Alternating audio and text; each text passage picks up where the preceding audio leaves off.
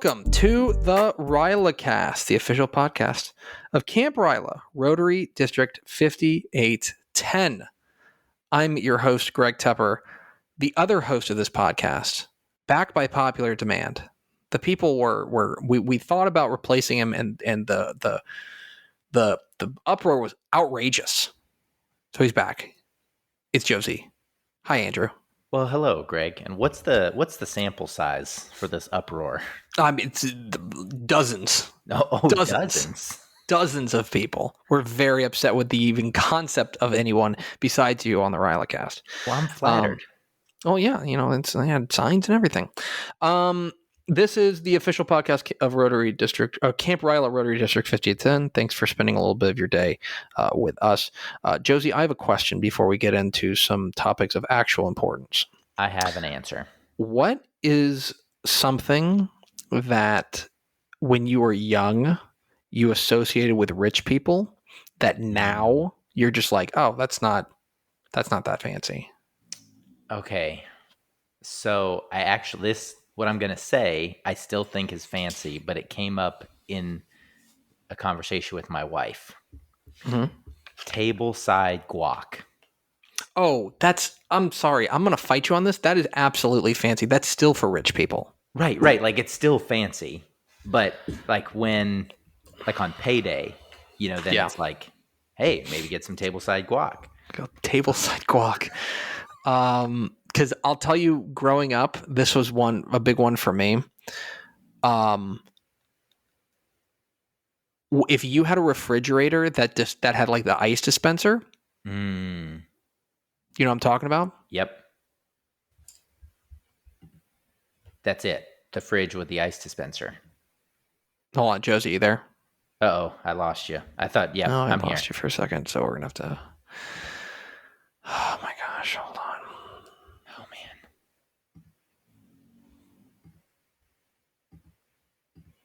man. My AirPods gave out. I had you until fridge. Okay, I got you. What's that? I had you until fridge with an ice dispenser. All right.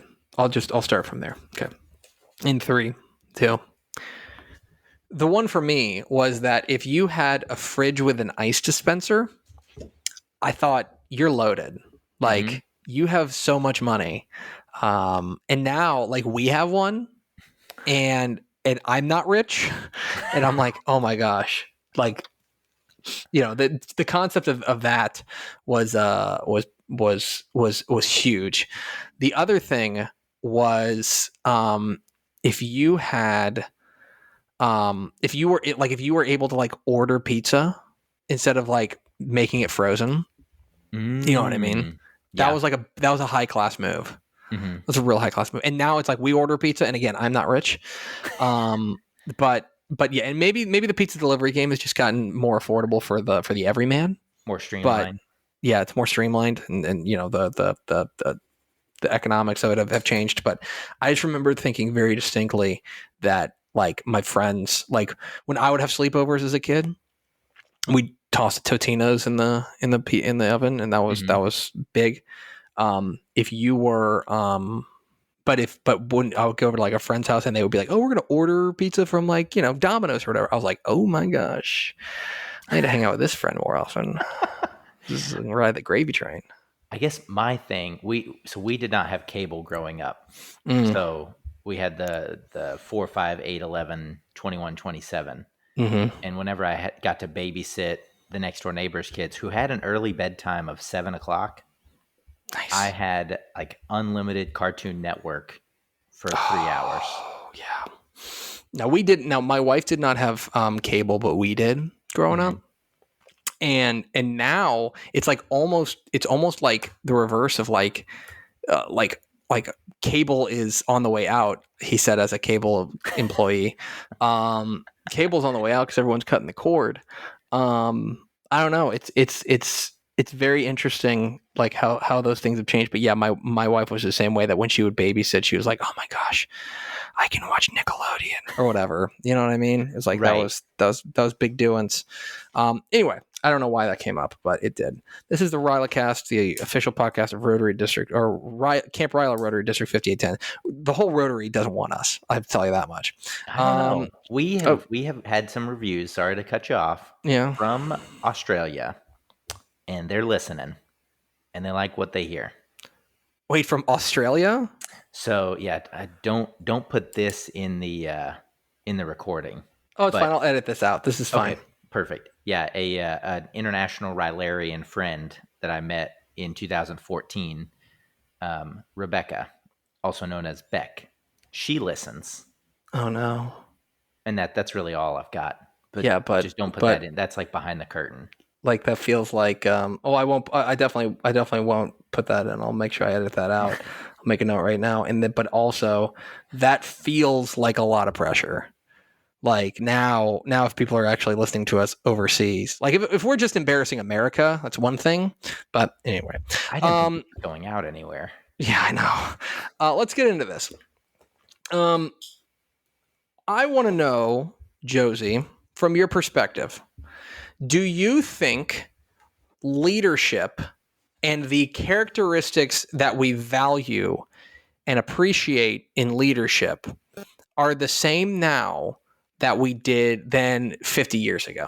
Like, has time changed the concept of like what is important in leadership? I am going to say yes. I think so too, because I think we as a society grow and change and are different. That I think there are still core principles of like being ethical and treating people with respect and things like that. Those have been important since the dawn of time. But I do think that things have changed, and as how we judge leaders, I think, has changed as well.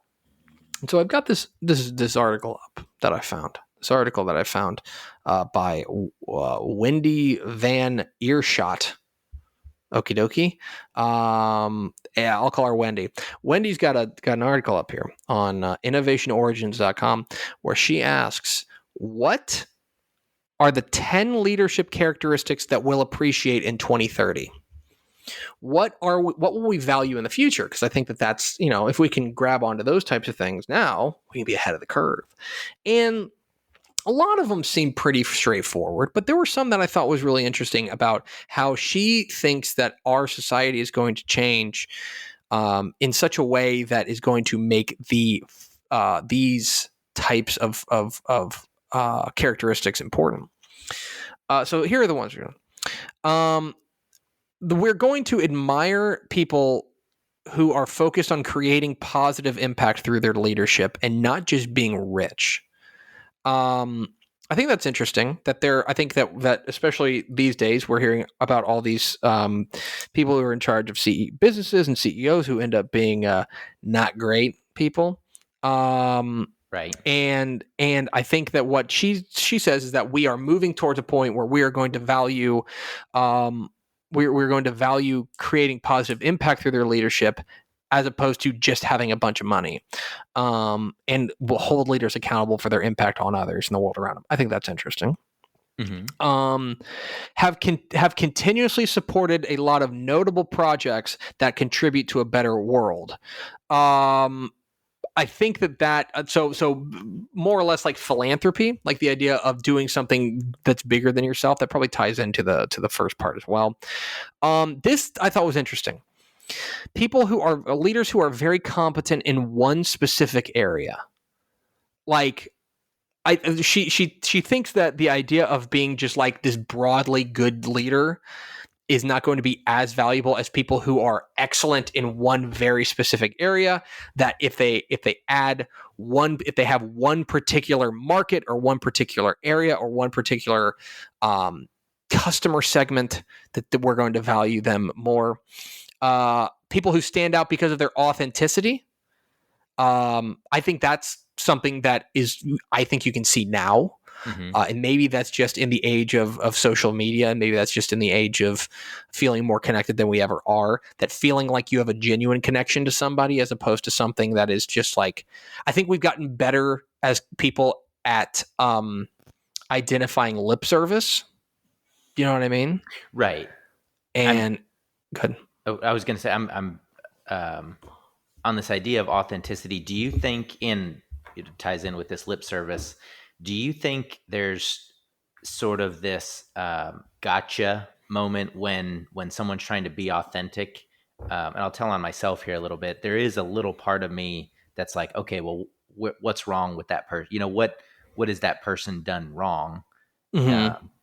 I guess I'm just interested to hear your thoughts on authenticity in this social media world. Yeah, and I think that's part of it is I think we are I think that we are people who I think we want to think the best of people, but I think we're also very quick to like call each other out. Mm-hmm. And I wonder if with all, like the way out of that is just simply being authentic and simply being somebody who's people look at and they say, I think they're shooting me straight. I think that that's exactly who they are. Mm-hmm. So that's kind of the way that I view it. I don't know if that's what you were driving at. Yeah, that's what I was driving at. They have connections across all layers of the population and keep those relationships healthy. I've tried to figure this one out for a while. That I think that is the idea that people who are successful don't, or people who are leaders don't just hang out with other leaders. You know what I mean? Right. Like right. they don't necessarily. I think that what that goes down to is the idea of viewing people on the same level as you, and the idea that we're all in this together. You go back to the servant leadership idea of we're all in this together. We're all in the same. We're all working towards the same goal. I'm not above you. And so when I look at that, what she writes there of having connections across all layers of the population, that strikes me as we're going to admire leaders who are able to connect with people who are not necessarily in the same tax bracket as them. Do you know what I mean? Yeah. And leaders who are warm. That's interesting. But I think that goes back to the authenticity idea of like you want to feel like people actually care about you. The leaders actually care about you. Are strong and determined, and at the same time are able to show their human and vulnerable side. I think that is a big one. And the one that that really struck me in reading this one was the idea of yes, you are still a leader, you still have that kind of strength and determination, but also you are a human, and that you do struggle, and that you do you do have, you are open about how difficult it is to make choices and things like that. I think that's really interesting. Leaders who keep their promises. I think that's continued. I don't know if, I think that maybe we'll value it more because maybe we're getting more dishonest, but I think people who keep their promises, people who have a winner's mentality, but not at the expense of other considerations. I go back to, I think there was a time where and this is still the case in many spheres, but where it's win at all costs. You know what I mean? I think it's interesting, the idea that she thinks that it's not going to be win at all costs anymore, but it's matter of like, let's win, but we need to consider other things as well. And finally, last but not least, and I thought this was really interesting, they know how to tell a story. They know how to connect with their audience through creating a narrative. And I think that is an interesting way of saying they know how to communicate in a way that is going to be especially effective to get people to buy in on their vision. And that goes back to things that we've talked about how if you want people to follow you, if you want to be an effective leader, you have to you have to inspire them to want the same things that you want. Do you know what I mean? To want to achieve the same goals. And the way, to go in there and say, this is the story, this is why it's important, we need to do this, and this is why I need your help. I think framing the goal in a way that is both achievable and personally satisfying for the person involved I think is important. And that goes along with the idea of storytelling. So anyway, that was an article that I found particularly interesting from our friend Wendy, who's the last time I won't attempt for a second time on this podcast. But yeah, I thought that was it's interesting. She, in her intro, she goes, "I often go to my sports class with a T-shirt that says, 'Don't make stupid people famous,'" which is interesting. But I think that these concepts of things that we will admire in the future, I think are very applicable now, and I think that all of those are pretty things to aspire to now. We don't have to wait until 2030, and they could put us ahead of the curve. So that was an interesting article that I found. Yeah, that's really interesting. Thanks, man. I went on Google and I found it. Some person we didn't have to go on Google to find is our good friend Hena Rafiq. We talked with her. She is our esteemed guest here on the RYLACast. Here's my conversation with Hena Rafiq here on the RYLACast.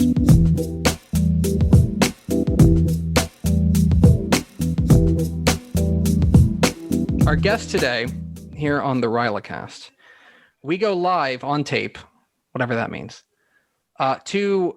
Actually, where are you, Hena? I don't know where you are. I'm currently in Dallas, actually, in Irving, in the suburbs. I'm local.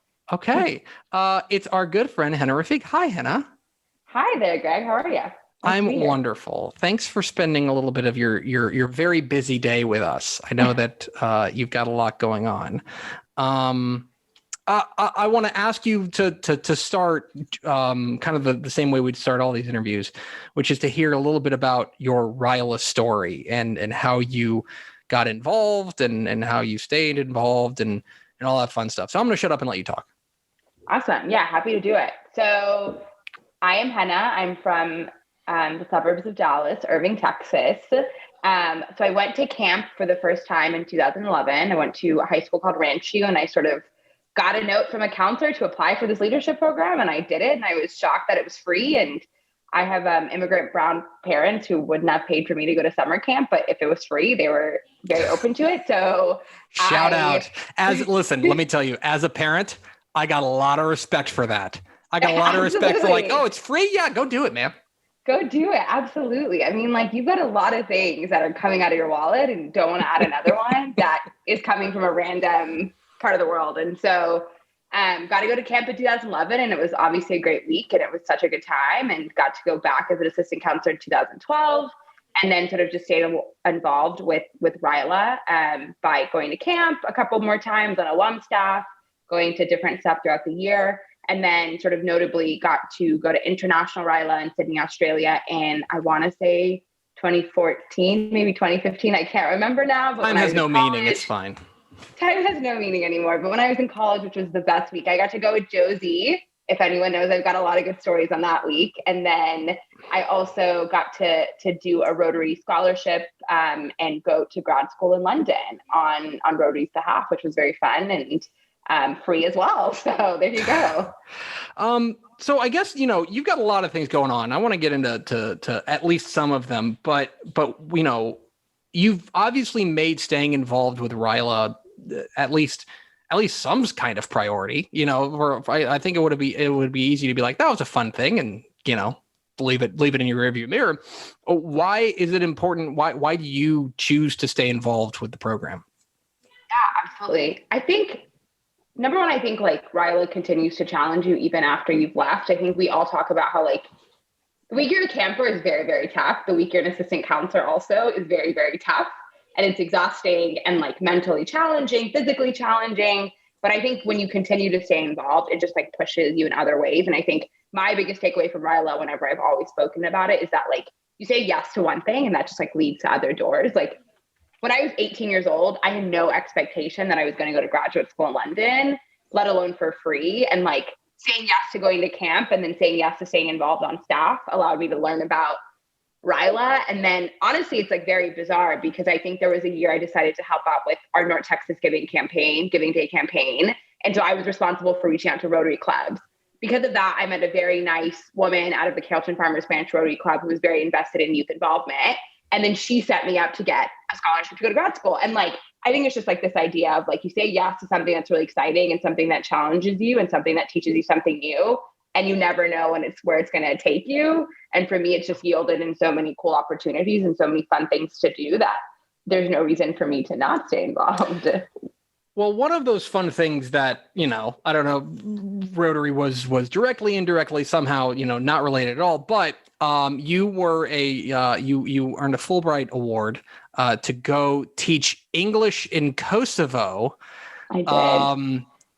That's listen, I mean, some of us, go to like Florida for spring break or something like that. You decided you opted to go and not opted, you were awarded the Fulbright award to go over there.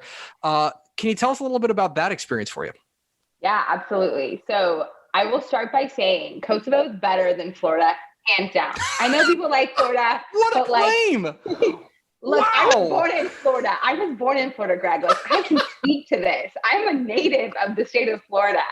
And I will tell you, Kosovo is better. Landlocked, but doesn't even matter because, like, you can get to the water. The coast of Albania, which is a mere, 6 hours away, outstanding. But, yeah, best year of my life, honestly. I sort of also stumbled upon on that. Like, I went to study abroad when I was in college, did a class trip to Kosovo, and just, fell in love with the country. And I just, was like, I want to be here after college no matter what. Was very lucky to get a Fulbright. And got to teach English. And the coolest thing that I actually got to do was I did a mini leadership program similar to what RYLA is for students in Kosovo. So I did 2 programs with high school students, almost 45 students over the course of the year, and sort of over a longer period of time because wasn't as obviously well-resourced as camp is, but we got to do a lot of the fun activities. And these are things kids there have never done. There's no extracurriculars in high schools. I even taught part-time at a private school. And you didn't have sports, you didn't have clubs, you didn't have anything. So for them to be able to do egg drops and scavenger hunts and all these different things after school was such a cool concept. But yeah, it was just a really fun year. Really loved working with the students and doing some of what I'd learned at RYLA, but also just loved traveling Eastern Europe and the Balkans. I would recommend it to anyone. Go there, go to Kosovo. I'll give you all the recommendations. All right. The if the tagline for this podcast is not, first of all, Kosovo is better than Florida, I don't know what, what are we even doing here from a marketing perspective? Exactly. Okay. So then what are you doing now? What's your deal? Yeah, good question. Thanks. I'm a professional. I'm a capital J journalist. I get paid theoretically to ask questions like that. That's good. I also get paid to tell everyone that Kosovo is better than Florida. So I completely understand where you're coming from. You're on the Kosovo Convention and Visitors Board. Exactly. But yeah, I keep hopping around. So it's a tough question when people are like, what are you doing? But currently I'm working for an organization called the Government Performance Lab, which is based out of the Harvard Kennedy School. But we sort of do government reform projects. And so I'm a fellow working on our project in Harris County, which is the Houston area. I haven't moved out to Houston yet, but we'll be moving there in the summer, which I'm really excited about. But basically, our organization supports local and state governments as they do their social service delivery. So whether that's working with child welfare, housing, or whatever other sort of social service needs are in the community. So I'm working on a really fun and exciting criminal justice reform project in the Houston area. And so that's what I've been doing for the last year, working with a bunch of political leaders and agency stakeholders out there. And we'll be doing that for the next year as well. Well, let me ask you a dangerous question then, because you just said that, you're hopping around, and obviously we've mentioned at least 140 different countries in this interview already. What do you want to do when you grow up? What is it that's driving you? What is maybe the thing that you'd ultimately like to do?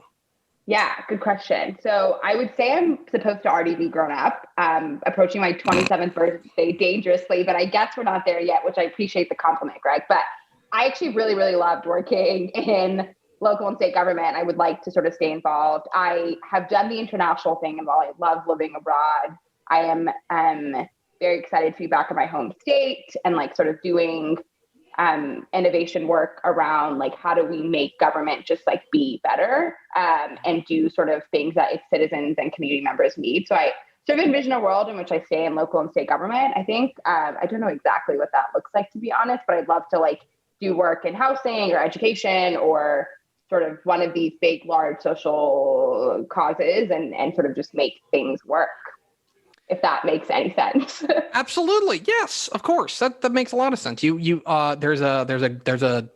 grassroots effort to it. There's a you can make a bigger impact at a smaller level. Smaller makes it sound less important, but like you can make a bigger impact at a smaller level than you can at a bigger level. That makes a ton of sense to me. Absolutely. Yeah.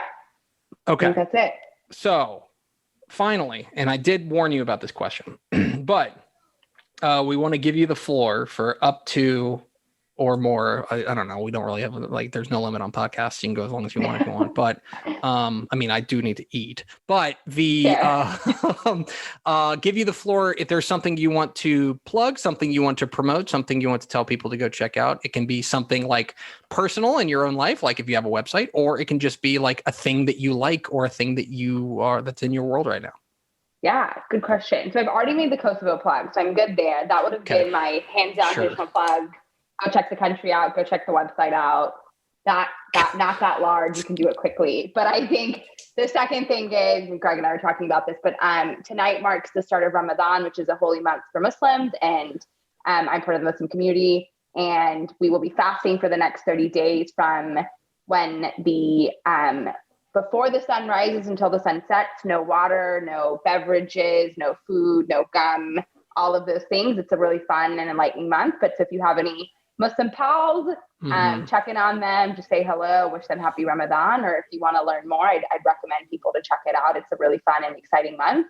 And lots of stuff that will be going on. It will obviously continue to be a little bit more different with Corona and quarantine still happening, but it's an exciting month nonetheless. And so I'm really excited. That's top of mind because technically the month starts when the sun sets. So I've got an hour until the month begins, and I'm really looking forward to it. But yeah. Yes. By the way, we're recording this on April 12th. I guess I should probably time check it there so that people understand. So you've got an hour, and you're wasting some of that precious time talking with me. I mean, but I won't start fasting until tomorrow morning. So I got 12 hours. So we're good. Okay. Good. Yes. But not wasting, I would say. I definitely remember like April being like talking, like some of my Muslim pals over, they were like, yeah, if I just get a little crabby sometimes, I promise it's not you. You know what I mean? It's not you. Although, to be fair, sometimes it was me. She's Hena Rafiq.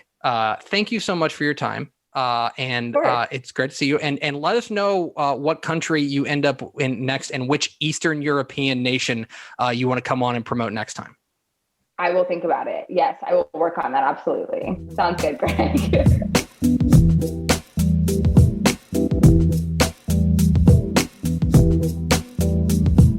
And our thanks once again to Hena Rafiq for being our guest here on the RYLACast. Another outstanding conversation, but that is no surprise for anybody who has met Hena. So there you go.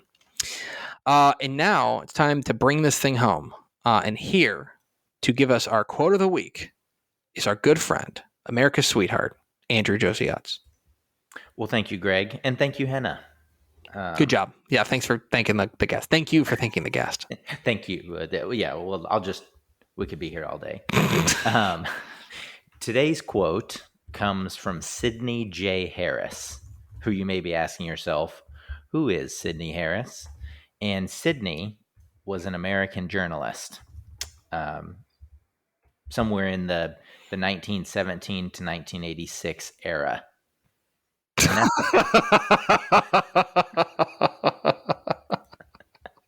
Do you like that? Do you like my research? Sometime between the mid 19-teens and the day I was born, he was a writer. Got it. Yes, perfect. Yes, for the Chicago Daily News. Actually, I do know. This is sad, but this is because I'm a nerdy journalist. I actually do know Sidney Harris. I know his work. But one of the only reasons I know his work is that I know he was on Nixon's enemies list. I think that's true. I think that was also. I think he was on. I think because he was a pretty outspoken critic of President Nixon, and I think that he was on his enemies list. So anyway, back to presidential history. Look at that, presidential history. We're all tying it in here. Yeah. But Sidney Harris had a quote about regret. And this is a paraphrased quote from Sidney Harris, but regret for things we did is tempered by time, but regret for things we did not do is inconsolable. And I like that word inconsolable because I do think about that. Not that, I know we try to live with hashtag no regret, but regret is somewhat inevitable. Oh, and regret for things we did, whether it's, I don't know, jump off that rock into the water below, not knowing how deep it is one thing. But, regret for things you did not do, and whether that as a leader is not standing up, for what is right. I know that's kind of a drastic picture to paint, but regret for things we did not do is inconsolable. Now, look, you miss 100% of the shots you don't take. Wayne Gretzky said that. Michael Scott said that. Michael Scott said that. Yes. Yeah. No, I think that's true, and I think that to tie that back, especially to a leadership perspective, I don't think people are going to judge a leader who tries too hard as harshly as a leader who doesn't try hard enough. Yeah. That somebody who's going out there and they have a vision, and maybe the vision is misguided, but they have a vision and they're going full bore after it, I think is going to be like, history is going to judge them more kindly than somebody who just kind of says, let's see how this thing plays out while I sit on my rear end. I think that's interesting about regrets are concerned. I know I regret not being in the same room as you to record this podcast. So, it's exactly like that. I do as well. And but we're trying to be safe here. Although I think maybe by the next time we record podcasts, we might be fully vaccinated. So will I go to your house, or you come to my house, or we meet in the middle? I think we'll probably meet in the middle, which is probably going to be like a spot on I-35. That's probably, and we'll just sit in the median and record this podcast and try not to. But it's okay because everybody goes slow because it's I-35. That's a traffic joke. All right, good quote, Josey. Thanks for bringing us home. Thanks, Greg. That's going to do it for us. Thanks for spending a little bit of your day with us on the RYLAcast. If you like this podcast, we sure hope that you will rate and review it and tell a friend. And here are the antiquated way of telling a friend about the RYLAcast is Josey. Go ahead and write in to your newspaper under the Dear Abby advice column. Is Dear Abby still going? I don't know. Good question. Dear Abby. Here we go. We should ask Dear Abby. We should write Dear Abby letter. Write Dear Abby. Ask if Dear Abby's still a thing. Wow, Dear Abby is still going. She published one today. Was it about how to listen to the RYLAcast?